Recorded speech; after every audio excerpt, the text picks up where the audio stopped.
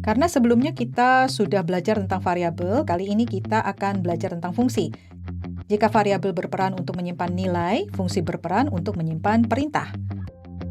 Lihatlah kode ini. Print yang kita gunakan di sini adalah fungsi, itu mencetak 4990 pada konsol ketika kita menjalankan programnya. Meskipun terlihat cukup mudah, itu mungkin mempunyai prosedur yang sangat rumit secara internal sebelum nilai yang sesungguhnya dicetak pada konsol. Untungnya, kita tidak perlu tahu yang terjadi secara internal.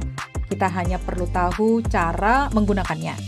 Ini kembali ke konsep abstraksi.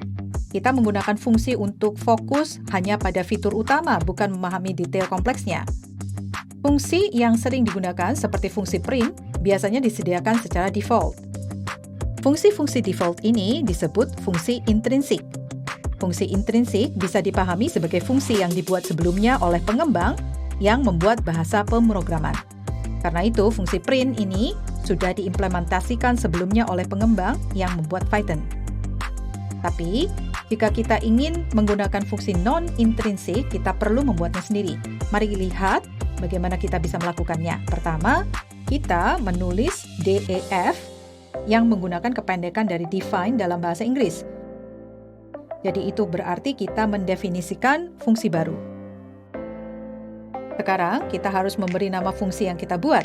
Kita akan menamainya hello, kemudian tanda kurung buka dan tutup.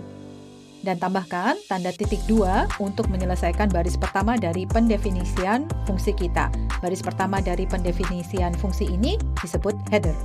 Sekarang, kita harus menulis fungsi hello yang sebenarnya. Untuk melakukannya, kita harus mulai dengan menggunakan tombol tab untuk membuat identasi. Sebagai informasi, jika Anda menggunakan kode editor seperti PyCharm, itu secara otomatis membuat identasi untuk Anda. Sekarang, kita harus menulis isi fungsi di sini. Kita akan membuat fungsi ini mencetak kata hello dan juga welcome to code it. Untuk melakukannya, kita bisa menggunakan dua pernyataan print, bukan? Print hello dan print welcome to code it.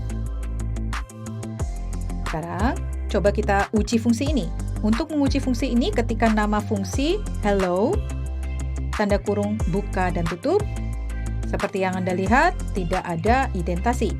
Jangan tekan tab, karena jika baris ini diidentasi, itu akan dikenali sebagai bagian dari fungsi hello di atas.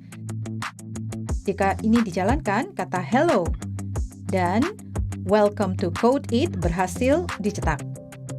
Fungsi hello menyimpan dua baris ini, jadi jika Anda memanggil fungsi hello, itu sama dengan menjalankan dua baris ini. Hello, hello, hello. Jadi jika Anda menjalankan fungsi hello 3 kali seperti ini, hello dan welcome to code it akan dicetak 3 kali. Ini sangat sederhana karena saat ini kita hanya mempunyai 2 baris fungsi, tapi mungkin akan ada fungsi dengan beberapa ratus baris nanti. Akan jauh lebih mudah untuk mendefinisikan suatu fungsi dan memanggilnya daripada menulis beberapa ratus baris fungsi setiap kali Anda menggunakannya.